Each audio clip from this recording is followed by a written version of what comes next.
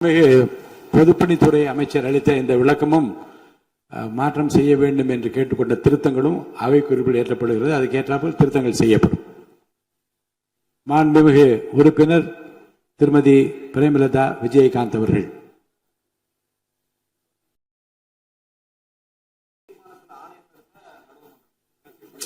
இந்த விளக்கு இப்போ வந்து விளக்கு உட்காருங்க, உட்காருங்க, தயவுசெய்து உட்காருங்க, தயவுசெய்து திரும்ப திரும்ப அதை பத்தி பேசாதீங்க.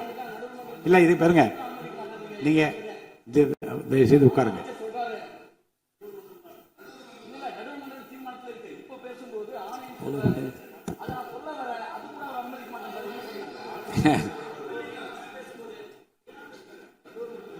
பேரவைத் தலைவர் அவர்களே, முதலமைச்சர் அவர்களே, எதிர்கட்சி தலைவர் அவர்களே, அமைச்சர் பெருமக்களே, சட்டமன்றத்திலே இருக்கும் அனைத்து சட்டமன்ற உறுப்பினர்களுக்கும் முதல் கண் எனது வணக்கங்களை தெரிவித்துக் கொள்கிறேன். 52 ஆண்டுகள் முடிந்து 53வது ஆண்டில் அடியெடுத்து வைக்கும் நமது முதல்வர் அவர்களுக்கு உங்கள் அண்ணன் கேப்டன் விஜயகாந்த் அவர்கள் சார்பாகவும் தேசிய முற்போக்கு திராவிட கழகத்தின் சார்பாகவும் எங்களுடைய மனப்பூர்வமான பிறந்த நாள் வாழ்த்துக்களை இந்த அவையிலே தெரிவித்துக் கொள்கிறேன். இன்றைக்கு நாம சட்டசபையில பேசுகின்ற உரை ஒன்று மேகதாது அணை பற்றியும் ஆளுநருடைய உரையை பற்றியுமான டிஸ்கஷன். சற்றேறக்குரிய 1.5 மணி நேரமா ஒரே டாபிக் தான் இங்க போயிட்டு இருக்கு. அந்த வாய்ப்பு அனைத்து சட்டமன்ற உறுப்பினர்களுக்கும் சமமாக வழங்கப்பட வேண்டும் என்ற வேண்டுகோளை பேரவைத் தலைவருக்கு நான் வைக்கிறேன். நிறைய பேருக்கு வாய்ப்பு கிடைக்குது, நிறைய பேருக்கு வாய்ப்பே கிடைக்காமையே போயிடுது.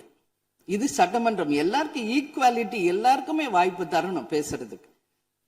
அது நீங்க அவைத்தலைவர் அவர்கள் நீங்க அதை பார்த்துக்கோங்க. அதுக்கு அடுத்தது அன்று ஆளுநர் உரை, அது தமிழ்தாய் வாழ்த்தோடு ஆரம்பிக்கப்பட்டதை தேசிய முற்போக்கு திராவிட கழகம் மனப்பூர்வமாக அதை வரவேற்கிறோம். அதே போல ஆளுநர் உரை அன்றைக்கு ஆளும் கட்சியின் உரையாக இருந்தது என்பதை யாரும் மறுக்க முடியாது. ஒரு ஸ்போக்ஸ் பர்சன் மாதிரி ஆளுங்கட்சியை பற்றி மட்டுமே அவருடைய உரை இருந்தது. நமது தமிழ் மொழி தாய்மொழி, நம்மளுடைய அன்னை தமிழ் அன்னை. அந்த தமிழ் மொழியை நாம் சொல்றது செந்தமிழ் அப்படின்னு சொல்லுவோம். அதை நாம் கேட்கும்போது அது நம் காதில தேன் பாய்ந்ததாக தான் நம்ம எல்லாரும் சொல்வோம்.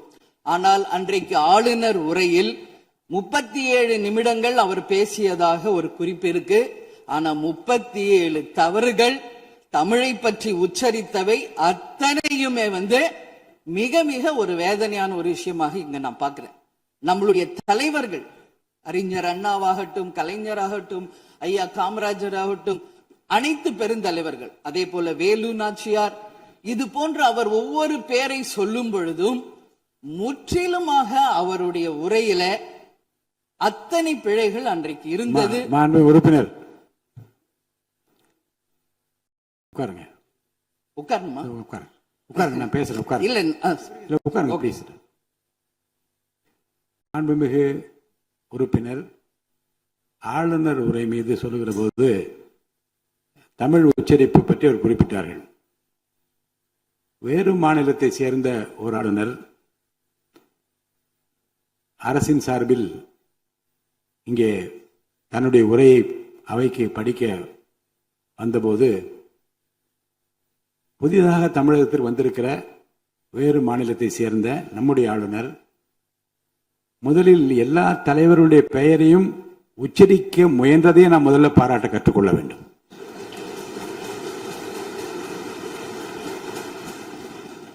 இன்னொன்று, எல்லா பெயர்களையும் விடாமல் படிக்க வேண்டும் என்று அவர் காட்டிய ஆர்வத்தை நீங்கள் பாராட்ட வேண்டும். இன்னொன்று நான் உங்களுக்கு சொல்லுகிறேன், தமிழை கற்றுக்கொள்ள வேண்டும் என்பதில் நம்முடைய மாண்புமிகு ஆளுநர் அவர்கள் ரொம்ப அக்கறையாக இருக்கின்றார் என்பதை நான் அவரை நேரிலே சென்று ஆளுநர் உரைக்கு உரையாற்ற நீங்கள் வர வேண்டும் என்று அழைப்பு விடுக்க சென்றபோது தமிழ்நாட்டில் இருக்கக்கூடிய வரலாற்று சிலவற்றை நான் படித்துக் கொண்டிருக்கிறேன் ஆங்கிலத்தில். அதில் சுதந்திர போராட்டத்தில் இவ்வளவு பெரிய வீரர்கள், இவ்வளவு பெரிய தியாகிகள் தமிழ்நாட்டில் இருக்கின்றார் என்பதை பார்த்து நான் ரொம்ப வியப்படைகிறேன் என்று சொன்னார். அப்புறம் இன்னொன்னு சொன்னார், தமிழில் வந்தவுடனே நான் வணக்கம் என்று சொல்ல கற்றுக்கொண்டேன் என்று சொன்னார். அப்புறம் நான் சொன்னேன், இன்னும் அதிகமாக கற்றுக்கொள்ள நல்லா இருக்கீங்களா என்று கேளுங்கள் அப்படி என்று சொன்னேன். ஆங்கிலத்தில் அதுக்கு நான் மொழிபெயர் சொன்னேன், நல்லா இருக்கீங்களா என்று ஆரம்பித்தார். நான் உடனே பதில் சொன்னேன், நல்லா இருக்கேன், ஐ எம் ஆல் ரைட் என்று சொன்னேன். உடனே அதை ரிப்பீட் பண்ணார். இதை சொல்லுவதற்கு காரணம் என்ன என்றால், தமிழ்நாட்டுக்கு வந்திருக்கிற, நம் நிலைமையை புரிந்திருக்கிற, நம் உணர்வுகளை புரிந்திருக்கிற ஒரு மாண்புமிகு ஆளுநர் இங்கே படிக்க முயலுகிற போது உச்சரிப்பு வருவது கொஞ்சம் சிரமமாகத்தான் இருக்கும். ஆனால் நம்முடைய கருத்தை முழுமையாக ஏற்றுக்கொண்டு கௌரவத்துடனும் கண்ணியத்துடனும் இந்த அவையை நடத்தி அவருக்கு நாம் நன்றி சொல்ல கடமைப்பட்டிருக்கோம். மேற்கொண்டு அதை விமர்சனம் செய்ய வேண்டாம் என்று நான் கேட்டுக்கொள்கிறேன். அதை நான் ஏற்றுக்கொள்கிறேன் பேரவைத் தலைவர் அவர்களே. அட்லீஸ்ட் தேன் பாய வேணாம், ஈட்டி பாய்ந்தது அது அன்றைக்கு, இது யாரும் மறுக்க முடியாது. அதே போல இன்றைக்கு நம்மளுடைய பேரவையில முதல்வர் அவர்களுடைய பிறந்த நாள். முதல்வருக்கு ஒரு கோரிக்கை வைக்கிறேன். இங்கு நான் சட்டமன்றத்திற்கு வந்த நாட்களில் இருந்து அவை பணியாளர்கள் எல்லாருக்கும் இது மாதிரி ஒரு டம்ளர்ல ஒவ்வொரு இடமா போய் தண்ணி கொடுத்துக்கிட்டு இருக்காங்க. இன்னைக்கு நம்ம ரொம்ப அட்வான்ஸ்டா போயிட்டு இருக்கோம். இன்னும் ஸ்டில் அந்த ஓல்டு மாதிரி போயிட்டு இருக்கு. இல்ல ஒரே ஒரு விஷயம், மாண்பு உறுப்பினர் இந்த தேன் பாய்ந்தது அந்த வார்த்தை அவைக்குள் நீக்கப்படுகிறது. அதை எடுத்துருங்க. அடுத்ததுங்க, இது மாதிரி கொடுக்கறது ஒன்லி கிளீன்லினஸ் ஒண்ணு. அவை பணியாளர்களுக்கு நிறைய வேலை இருக்கு. ஒவ்வொரு டேபிளா அவங்க தவழ்ந்து கொடுக்கறது நமக்கே பாக்குறதுக்கு ஒரு மாதிரி இருக்கு. சோ சிஎம் ஒரு ரெக்வெஸ்ட், பெட் பாட்டில்ஸ்ல ஒவ்வொரு டேபிள்லயுமே பாட்டில்ஸ் நீங்க குடி தண்ணீர் வச்சிடலாம். குடிச்சிட்டு அவங்கவுங்க இடத்துல அவங்கவுங்க வச்சிட போறாங்க. இதனால கவர்மெண்ட்டுக்கு எக்ஸ்ட்ரா செலவும் ஒன்னும் வரப்போறது இல்ல. அவங்கவுங்க இடத்துல வச்சிடலாம் அப்படின்ற என் கருத்தை நான் சொல்றேன். ஏன்னா இது டம்ளர்ல கொடுக்கறதும் அது மறுபடியும் கேட்கறதும் அவங்க வருவதும் அவங்களுக்கு நிறைய பணிகள். அது பதில் ஒவ்வொரு சீட்ல ஒரு பெட் பாட்டில்ஸ் மாதிரி கண்ணாடி பாட்டில்ல வாட்டர் வச்சுட்டா அவங்களுக்கு தேவைக்கு எடுத்துட்டு கொடுத்துடலாம். சோ இது பிறந்த நாள்ல முதலமைச்சருக்கு ஒரு கோரிக்கை வைக்கிறேன். அதுக்கு நாம நெகிழியில வேண்டாம், பிளாஸ்டிக் பாட்டில்ஸ் நம்ம அலோவ் பண்ண வேண்டாம், கண்ணாடி பாட்டில்ல நம்ம வைக்கலாம்.